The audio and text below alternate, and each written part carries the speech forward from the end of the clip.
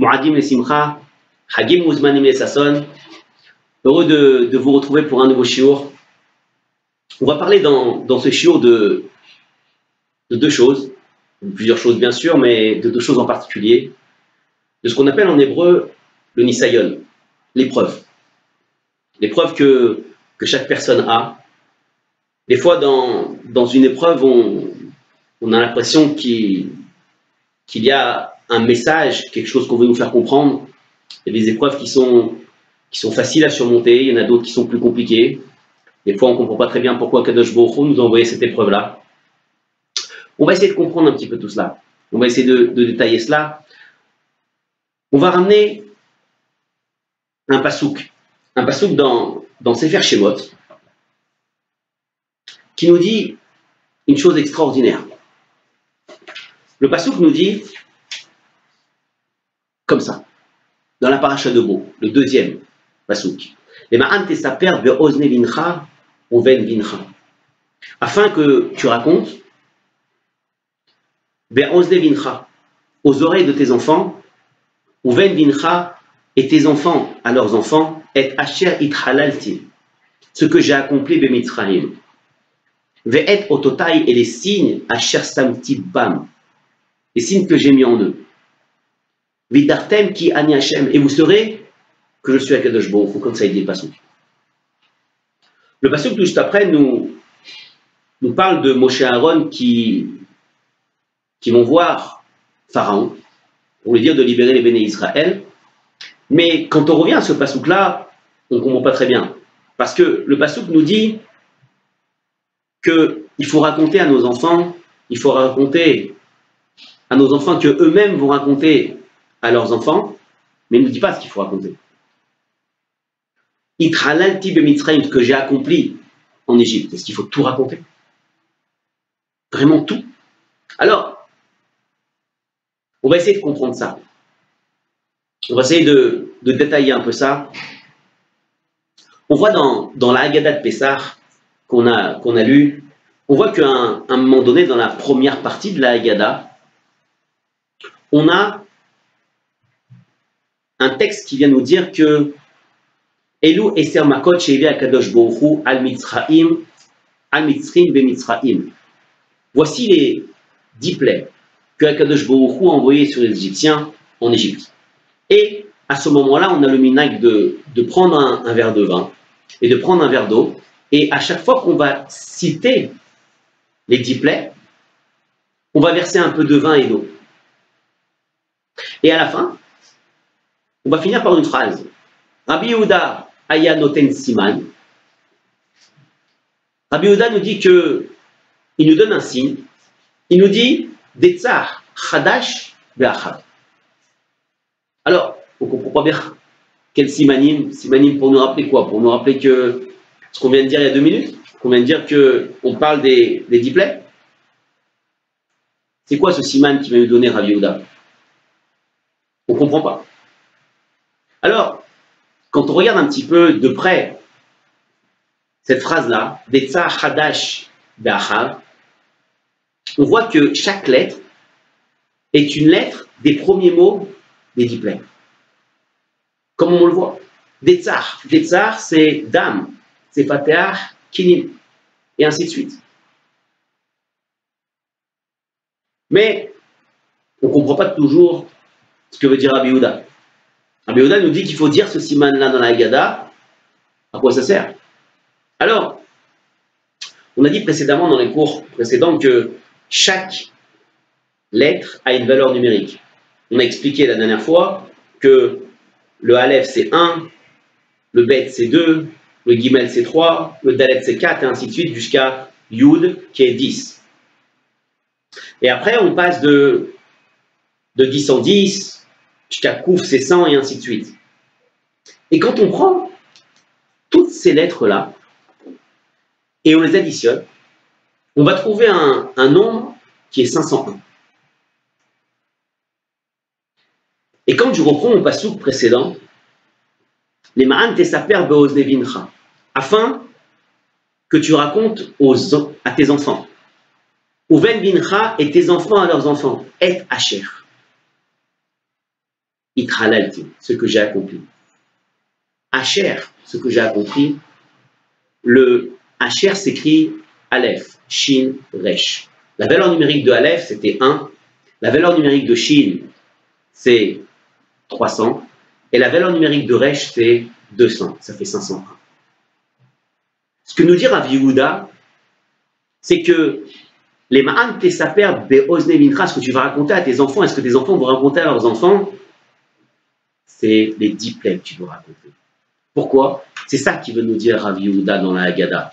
Le siman, le signe, c'est que chaque lettre, chaque première lettre de chaque plaie, quand je l'associe et je mets un nombre, automatiquement je vais trouver le 501.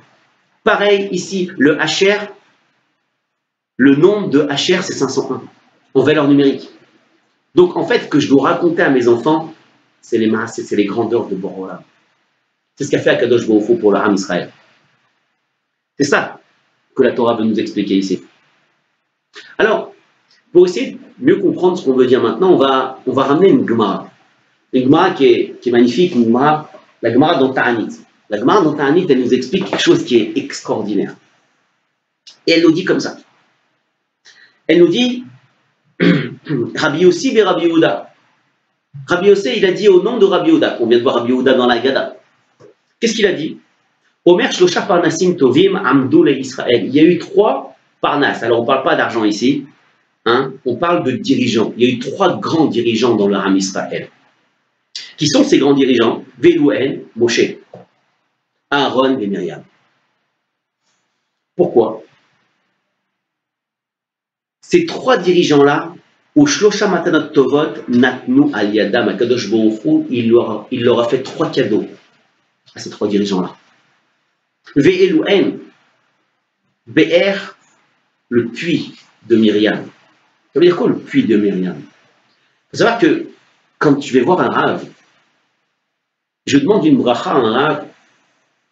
Cette bracha ne peut fonctionner uniquement si ce qu'on appelle j'ai un bet kiboul, un récipient pour faire rentrer cette bracha-là. Si je vais voir un rave et je lui dis je veux quelque chose et je fais complètement le contraire de ce qu'il me demande, de ce qu'il me dit de faire, alors elle ne fonctionnera pas la bracha. C'est ce qu'on appelle un bet kiboul. Akadosh Baruch Hu a ce qu'on appelle en fait, des fois et même tout le temps, parce que le Ham Israël a une force de Arevim Zelazé, comme ça on appelle, c'est-à-dire qu'ils sont liés un à l'autre. Hein, le Ham Israël, c'est comme un collier de perles. Quand il manque une perle dans le collier, alors c'est plus un collier, il ne vaut plus rien. Toute la Hamida, tout le Shmona Esrei qu'on fait, 3 fois par jour, quand il y a Moussaf, c'est 4 fois, hein, c'est tout au pluriel. Pourquoi? Parce que Ham Israël, c'est une seule entité, c'est tout le monde ensemble. Ça n'existe pas que je parle pour moi seul. Quand on est en train d'étudier ici, ensemble, hein, faut savoir que dans un autre pays, dans une autre ville, ou même peut-être à côté de chez moi, il y a quelqu'un qui est malade. Et par le srout que j'utilise cette Torah-là, alors Akadosh Baruch Hu, il va sauver cette personne-là. Pourquoi? Parce que le Ham Israël, c'est ensemble, c'est Arevim Zelazé. Je suis garant de mon prochain. Et Myriam, qui a eu le srout par elle, le mérite par elle de donner de l'eau dans le désert, pendant les 40 ans qui sont restés dans le désert, les Béné Israël, elle a eu un srout. Mais pourquoi elle a eu ce srout-là? Parce qu'elle a eu un bet kiboul. Elle a eu un réceptacle pour accueillir cette bracha-là. Myriam, c'était une femme qui était en Égypte et qui faisait accoucher les femmes juives.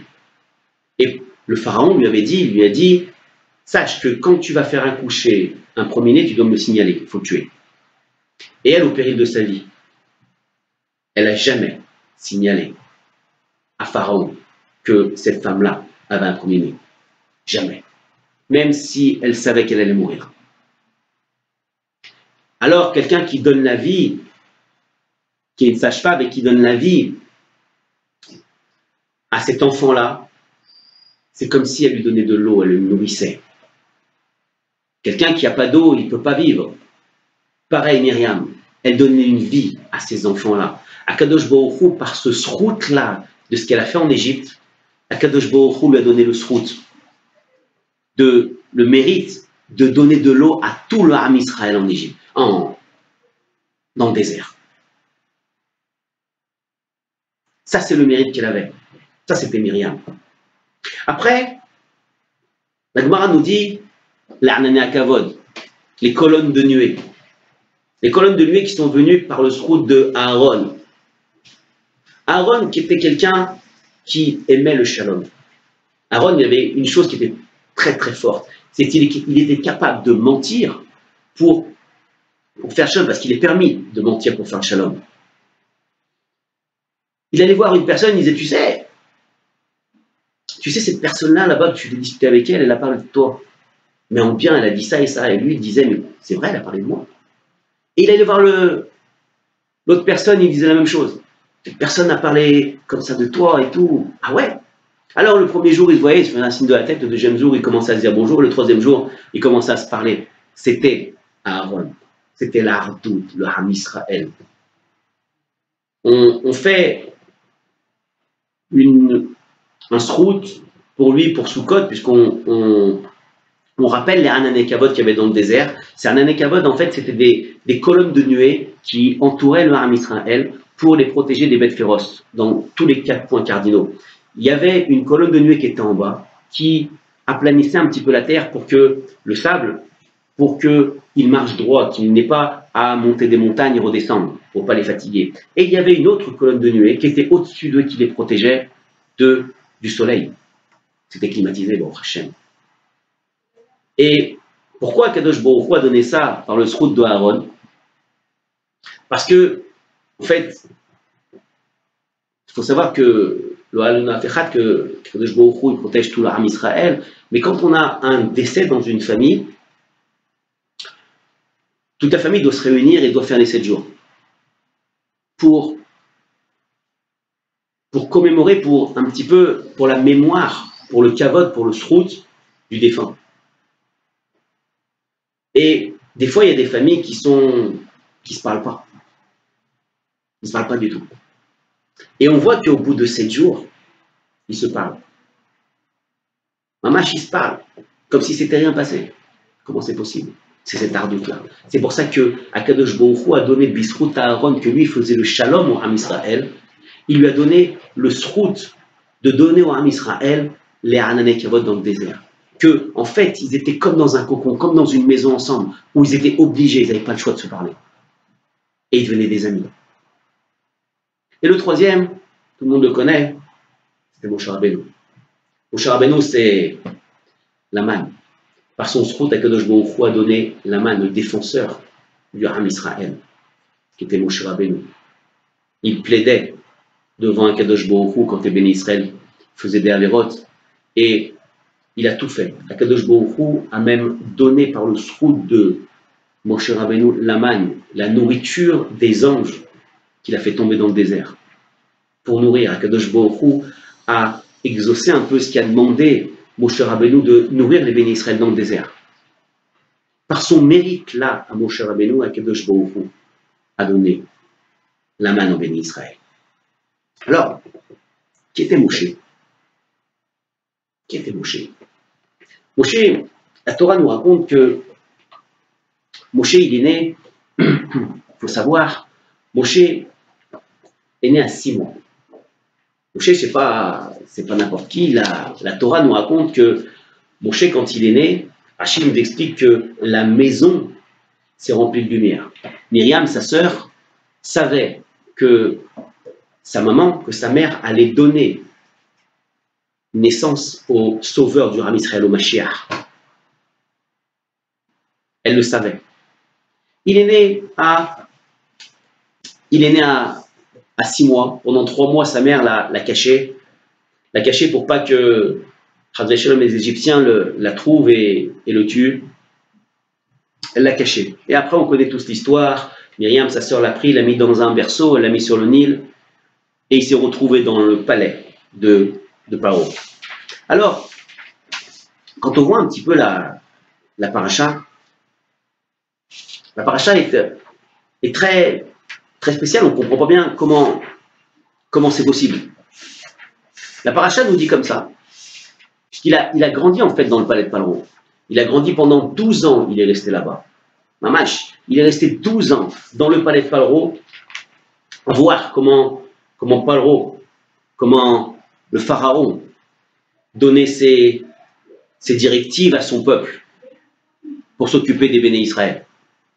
Et le pasuk nous dit dans la paracha de Shemot qu'un jour, Moshe qui était un petit peu rusé, il voulait aider les béné Israël, il n'avait que 12 ans,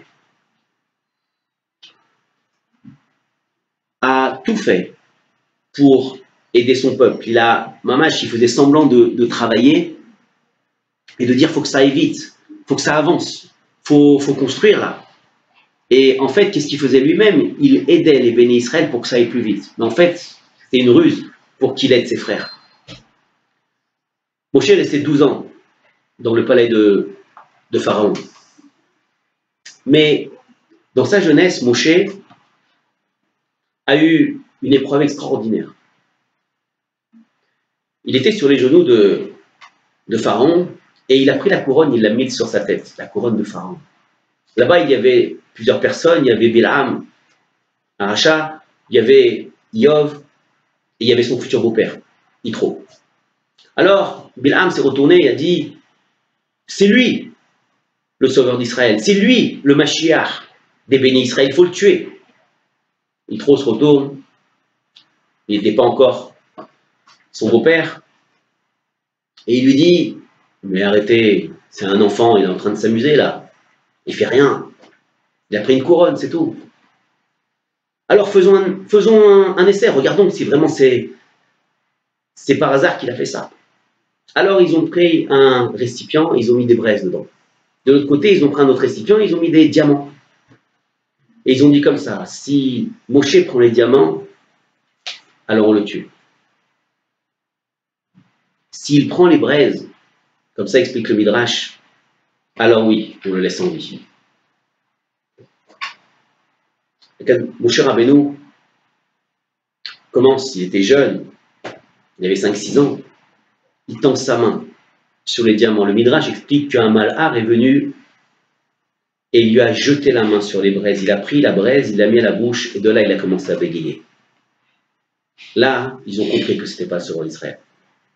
À 12 ans, quand il voit un Égyptien qui est en train de frapper un béné Israël, il ne peut pas supporter. Il n'arrive pas. Son frère est en train de se faire massacrer à coups de fouet. Alors, le pastouk nous dit qu'il regarde à droite, à gauche, il voit qu'il n'y a personne. Il tue l'Égyptien. Et il l'enfouit dans le sable. Après, plus tard, le lendemain, ça explique la paracha dans Shemot, il voit 2 béné Israël, Datan et Abiram, en train de se disputer. Et il se retourne vers l'un des deux et il lui dit, dis-moi, pourquoi tu veux frapper ton frère? Il se retourne et il dit, dis-moi, qu'est-ce que tu veux faire? Tu veux me tuer comme tu as tué l'Égyptien hier? Moshe commence à prendre peur. Le passouk dit, Vaïra Moshe. Il a eu peur parce qu'il a vu que cette chose était sûre, était connue. Il a eu peur que ça arrive aux oreilles du pharaon. Le pasteur nous dit juste après, Vaishma Paro et Adavar. Azé. Il a entendu ces choses-là. Alors ici, les Midrashim nous expliquent qu'il y a 2 façons de comprendre. La première, c'est que Moshe Rabbeinu s'est fait attraper par Pharaon. Ils ont voulu le tuer. Le bourreau a voulu lui trancher la tête, comme avait demandé Pharaon. Sa nuque est devenue raide, complètement raide. La hache avec laquelle il a voulu trancher la tête de Moshe, c'est le socle est sorti du manche et est revenu sur le bourreau et ça a tué le bourreau. Et il a réussi à se sauver. Et la paracha continue. La paracha nous dit que où c'est qu'il a été? Il était en Midian. Vaïchev Beret Midian, comme ça il dit le pasouk. Mais là on ne comprend plus rien.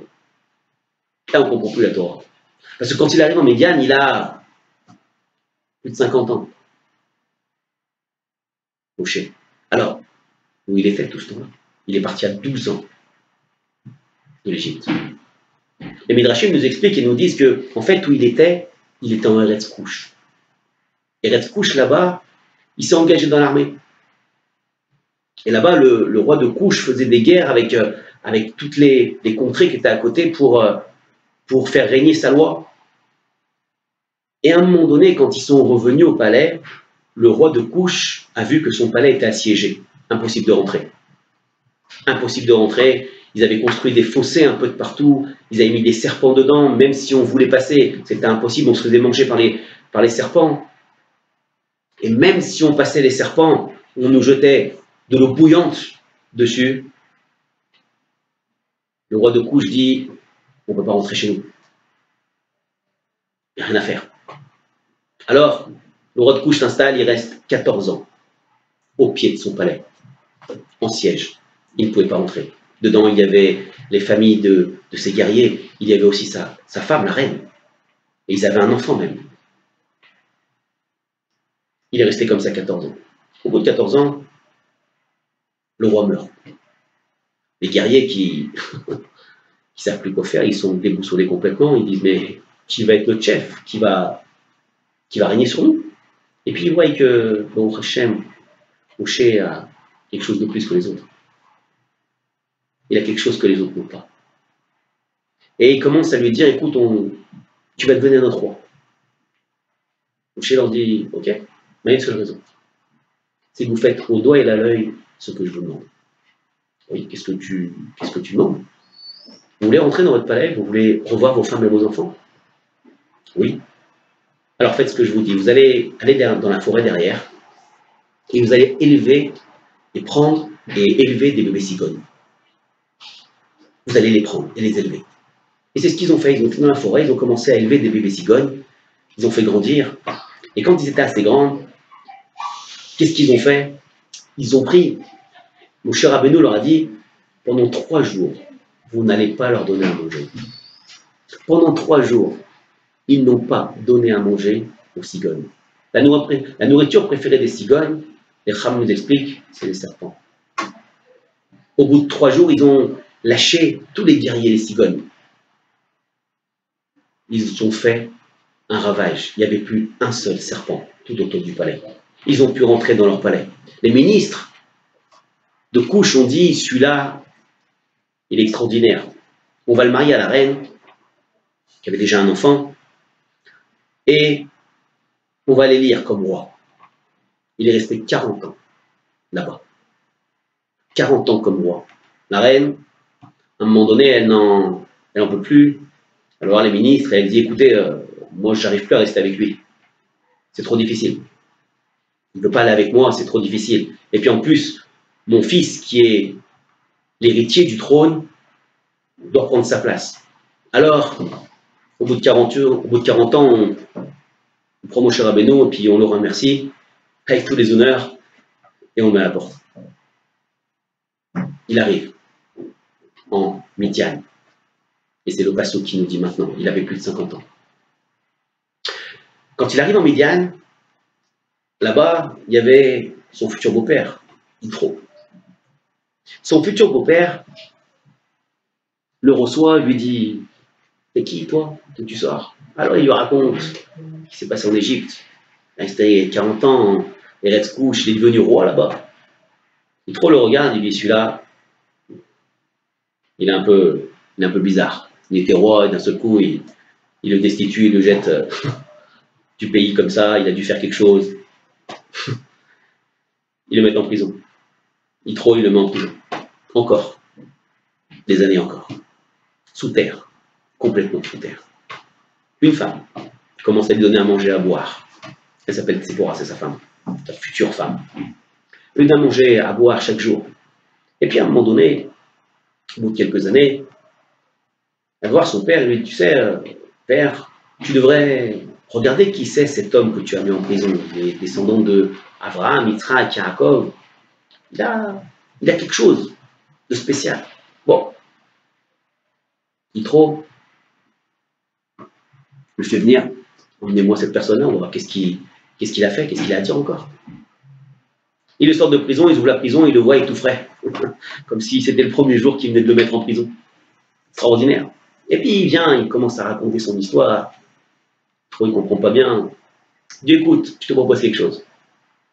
Je te propose de t'occuper de mes bêtes. Mais tu vas me promettre une chose.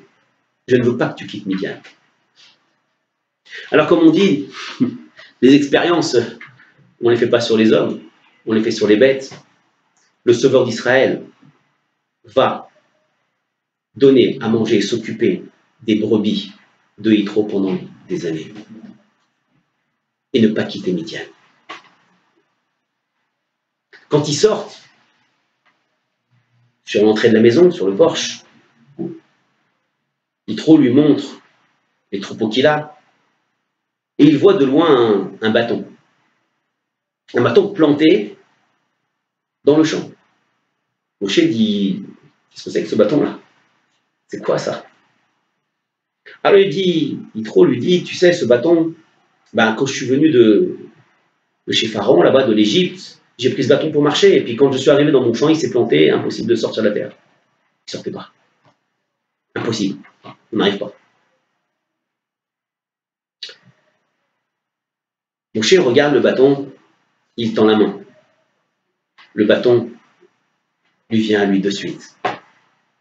Yitro le regarde, il pense et il dit, ça y est, c'est lui le sauveur d'Israël. Ce bâton-là était en Tipérion, c'est un bâton qui était très très lourd. Il était en pierre. Ce bâton-là appartenait à Adam Arishon, au premier homme, qui a transmis de génération en génération jusqu'à qu'il est arrivé dans les mains de Abraham, Yitzhak, Yaakov qui a gardé ce bâton quand il est monté en Égypte pour voir son fils Yosef. Il est mort là-bas. Il a donné ce bâton-là à Yosef. Quand Yosef est mort, le pharaon savait que ce bâton avait quelque chose de spécial. Il l'a gardé. C'est un bâton en pierre. Yitro, qui s'occupait des trésors de Pharaon, à chaque fois qu'il faisait des guerres, quand il est rentré en Midian, a pris ce bâton-là et est venu dans son champ avec ce bâton-là. Et il s'est planté, il est resté planté. Sur ce bâton-là était noté ce qu'on dit dans la Haggadah. Qu'est-ce qu'on dit dans la Haggadah? Rabbi Yehuda ayanoten ba'em simanim, detza hadash ve'achav. Il était marqué cela. Il est marqué les 10 plaies. Les 10 plaies étaient notées dessus. Pourquoi? C'était ce qu'on peut dire, un pacte. Un pacte entre Kadosh Baruch Hu et la création.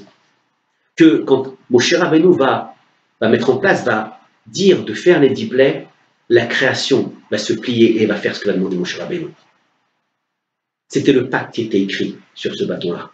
C'est pour ça que Rabbi Yehuda ici nous donne un siman. Un siman nous dire, ces siman-là, il était sur le bâton de Moshe Rabbeinu. Après, oui, on connaît tous l'histoire. On sait comment ça fonctionne. Après, Kadosh Baruch Hu s'est présenté devant Moshe Rabbeinu pour sauver le Ham Israël. Il faut savoir que Moshe Rabbeinu, quand il s'est présenté après, plus tard pour recevoir la Torah, quand on va voir plus tard dans Shavuot, Moshe Rabbeinu s'est présenté avec tout son paquet, si on peut dire, tout son vécu qu'il avait. Il est resté chez Pharaon 12 ans, 40 ans en Redskouch. Il est resté en prison chez son futur beau-père, chez Yitro, qui est devenu après son beau-père. Incompréhensible. Il a fallu tout ça pour se présenter devant Akadosh Baruch Hu pour recevoir les Lorot Habrית. Tout ça, il a fallu, tout ce temps-là, toutes ces souffrances. Sinon, il ne pouvait pas se présenter. Il fallait qu'il soit en Égypte pour voir comment Pharaon y jugeait. Après, il fallait que Moshe Rabbeinu s'occupe d'un troupeau pour apprendre à s'occuper d'autrui, d'une autre personne. Akadosh Baruch Hu donne une épreuve à quelqu'un, n'importe quelle qu'elle soit. Il faut savoir que dans une épreuve, on apprend deux choses. La première, c'est qu'on apprend de l'épreuve elle-même. C'est-à-dire qu'une épreuve, en fait, n'est pas là pour nous descendre, comme certaines personnes pensent et disent que, tu sais, Akadosh Baruch Hu, il m'aime pas parce que j'ai que des problèmes, il m'arrive que ça, j'en ai marre, Akadosh Baruch Hu, il veut pas de moi. C'est complètement faux. La première chose qu'on apprend d'une épreuve, c'est qu'on apprend de l'épreuve elle-même. C'est que si un jour je me retrouve dans la même situation, et je vais m'y retrouver, je saurai quoi faire. La deuxième chose, c'est qu'une épreuve nous fait monter, nous fait grandir, nous fait rapprocher de Borolam, nous fait comprendre que si je ne suis pas passé par là, cette épreuve-là, par cette épreuve-là, alors je ne pourrais pas arriver au point où Akadosh Baruch Hu veut me mettre.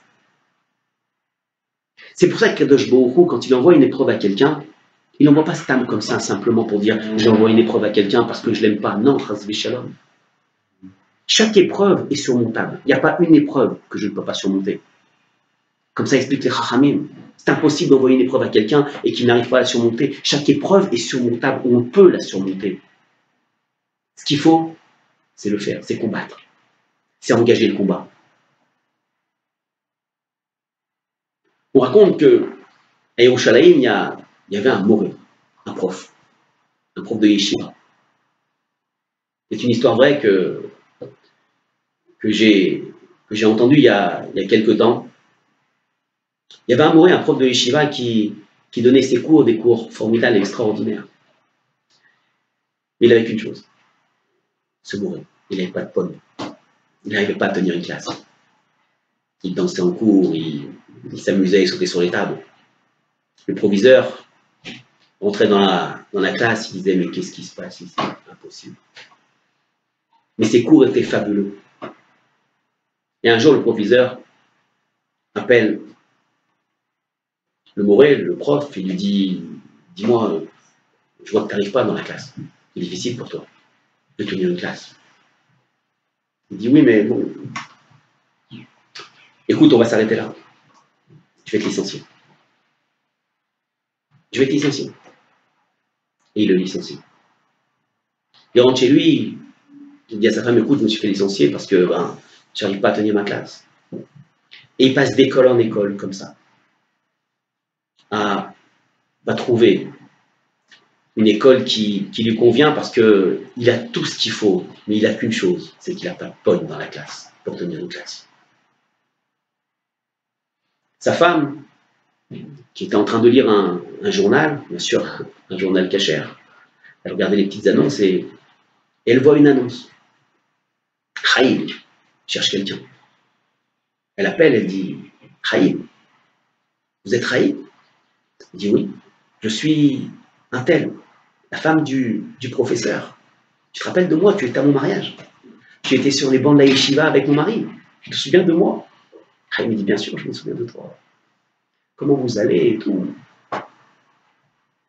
Et de fil en aiguille, elle lui dit écoute, j'ai un souci, j'aimerais que tu m'aides. J'ai mon mari qui à ce moment-là, actuellement, n'a pas de travail et se fait jeter d'école en école parce que c'est dur pour lui, il n'arrive pas à tenir une classe. Alors Chaim lui dit écoute, tu sais, quand on est professeur, il faut savoir tenir. Les enfants, c'est spécial, il faut. Il dit écoute, je t'en prie, prends-le, essaye-le, c'est quelqu'un de bien. Je te promets, il donne des cours qui sont extraordinaires. Prends-le, c'est vrai qu'il n'a pas de pogne, mais il va y arriver. Je sais qu'il va y arriver. Alors Chaim, il lui dit, écoute, pour notre amitié, parce que j'étais sur les bancs de la yeshiva avec lui, je le prends. Fais-le venir. Fais-le venir, dis-lui que tu viens de me voir. Alors il vient dans l'école. Comment ça va, Chaim? Voilà ta classe, on lui présente ses élèves et tout. Et la même chose. Il n'a pas de pogne. Il n'arrive pas à tenir sa classe. Les enfants, ils sont agités, les enfants, ils sont sur les tables en train de danser. Son ami Chaim, il ne sait plus quoi faire. 1 mois, 2 mois, 3 mois, il appelle son ami et lui dit écoute, je sais que c'est difficile pour toi. Je sais que tu ne peux pas faire autrement, mais tu n'as pas de pogne avec tes élèves et je ne peux pas te garder. Je ne peux pas te garder et pourtant tu es mon ami, mais j'ai pas le choix. J'ai pas le choix. Et il part. Il s'en va. Sa femme continue à feuilleter les petites annonces. Elle voit une annonce. Une annonce dans un petit coin de Jérusalem là-bas. Et elle lui dit regarde, je cherche quelqu'un ici. C'est une école spéciale pour des enfants qui sont très spéciaux là-bas parce que c'est des enfants qui sont qui ont des problèmes, qui ont des gros problèmes. Ils n'arrivent pas à s'adapter avec la vie sociale, avec la vie actuelle. Et ils sont déstabilisés complètement. Va voir là-bas.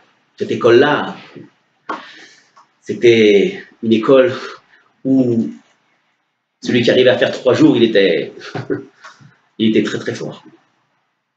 Très très très fort. Alors sa femme lui dit, t'as rien à perdre, essaye. Fais un CV, vas-y, envoie le CV, mais marque partout sur le CV. Ne marque pas tout, marque quelques écoles que tu as fait. Pas besoin de leur dire que tu t'es fait licencier d'ici et de là. Envoie le CV. Alors, il envoie le CV. Le lendemain, il reçoit un coup de téléphone du proviseur. Oui, bonjour, vous êtes monsieur Intel. Oui, bonjour, on vous attend. On vous attend. On croit en vous. On sait que vous êtes capable de faire grandir cette école, cette classe. Alors il arrive. Tapis rouge.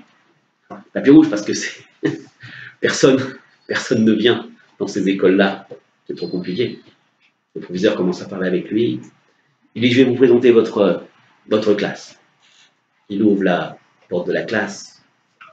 Il voit un enfant. Il pied sur la table, cigarette à la bouche. On se demande si c'est une cigarette. Et puis il voit un autre dans le coin, avec une chaîne IFI sur le bureau en train d'écouter la musique. Un autre derrière en train de danser. L'autre adore dessiner. Il dessine sur les murs d'école. Et ainsi de suite. Et il dit, le proviseur, il dit, voilà, je vous laisse, hein. Bonne chance. Et il commence à donner son chiot. Un chiot phénoménal, comme il a l'habitude de faire, mais comme d'habitude, il n'a pas de pomme. Les élèves, dans la journée, jettent un coup d'œil s'il est toujours là. Ils ne sont pas encore changés de professeur. Et il continue son chiot. Et ainsi de suite, et ainsi de suite. 1 semaine, 2 semaines, personne n'est resté autant de temps. Personne n'a fait autant d'heures pour ces élèves-là. Au bout de 3 semaines, le matin, à 8 h, il va voir le proviseur et lui dit, écoutez, vous savez, d'habitude, c'est moi qu'on vire des écoles, qu'on renvoie. C'est moi qui donne ma démission, je ne peux plus. C'est trop compliqué. C'est trop compliqué, j'arrive pas. J'arrive pas. Et puis, le professeur lui dit, écoutez, vous allez quand même finir votre journée. Oui, bien sûr, je vais finir ma journée. Il n'y a aucun souci. Il y a ce soir. Il donne son cours, pour le dernier cours de la journée. Et là, il ne veut pas mentir aux enfants, à ces élèves-là. Pendant 3 semaines, il était avec eux. Et il leur dit, vous savez, je vais partir. Pas un seul écoute, pas un seul regarde. Bon, ok, ils vont changer. Ils se disent, les élèves, c'est bon, ils vont changer, ils vont trouver un autre. Il y en a plein, il y en a déjà 10 qui sont passés. Un de plus ou un de moins, ça ne change pas beaucoup. Et il dit, vous savez, avant de partir, je vais vous raconter mon histoire à moi. Mon histoire à moi, c'est que je suis un professeur qui est très bien, je donne des cours extraordinaires et il commence à vider son sac. Il commence à parler avec son cœur. Mais j'ai quelque chose qui ne va pas, c'est que j'ai pas de pogne, et je suis passé dans cette école-là, et cette école-là, et ils m'ont jeté comme ça, et même mon ami, Haïm m'a jeté. Les élèves commencent à regarder et à écouter ce que dit le professeur.